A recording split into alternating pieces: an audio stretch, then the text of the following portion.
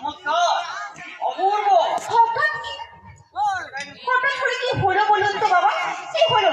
যে মানুষ কীর্তন আর ভজন শুনে সবসময় এইসব গানকে ঘেন্না করে এসেছে, সেই গান শুনে আজ আপনি আবেগের বশবর্তী হয়ে হাততালি দিয়ে বসলেন। আমার এই গান কিন্তু কোনো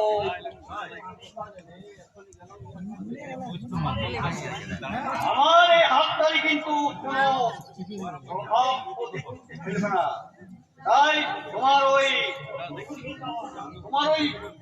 লঘু সঙ্গীতের প্রতি আমার ঘৃণা চপেটা। একটা কথা ভালো করে মনে রাখবেন, গুরুজন বা সম্মান হলে সম্মানটা এমনি এমনি পাওয়া যায় না। সম্মান পেতে গেলে সম্মানটাকে আদায় করে নিতে হয়। তাই এই শেষ জীবনে আর আমি কারো কাছে তেমন কোনো সম্মান পাওয়ার আশা করি না। তোমাকে যে অনেকটা পথ অতিক্রম করতে হবে না। এই দীর্ঘ জীবন যাত্রার পথে নিজেকে এইভাবে অসম্মানের অন্ধকারে নিক্ষেপ না করে সম্মানের উজ্জ্বল আলোয় আলোকিত করে নেওয়ার চেষ্টা করো। তাহলে দেখবে ঠিক বলেছেন বাবা। আত্মতৃপ্তি, আমি নিজেকে খুশি করার জন্য আমার যখন যা প্রয়োজন আমি ঠিক তাই করবো। তুমি নিশ্চয় করবে। তুমি হলে এই বাড়ির গৃহলক্ষ্মী, তাই এই বাড়ির মঙ্গল কামনায় যখন যা প্রয়োজন হবে তোমাকে তো তাই করতেই হবে বৌমা, তাই নাকি? তাহলে এখন আমাকে কি করতে হবে?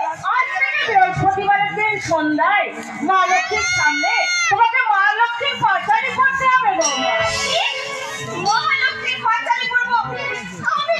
বৌমা, তোমার খোকাকে দিয়ে না তোমার জন্য একটা নতুন গরমের শাড়ি কিনে আনিয়ে দিয়েছি। তাই বলছি কি, এই পোশাকটা চেঞ্জ করে তুমি গরমের শাড়িটা পরে আমার সঙ্গে ঠাকুর ঘরে।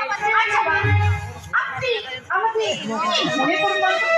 আমি আপনাদের মতো সেটাই রেখে মানে আপনাদের পুরনো ওল্ড কালচার, আমি পুরনো কুসংস্কার আমি মানতে যাবো? মানবে বাবা। একটা বাঙালি পরিবারের গৃহবধূ হয়ে যখন তুমি জীবন শুরু করেছো, তাহলে এই বাঙালির সনাতনী হিন্দু সংস্কার, রীতি নীতি, আদর্শ সব তোমাকে মেনে নিতে হবে। নীতি আদর্শ সনাতনী সংস্কার, সেগুলোকে তুমি কুসংস্কার মনে করছো, সেগুলোই কিন্তু আমাদের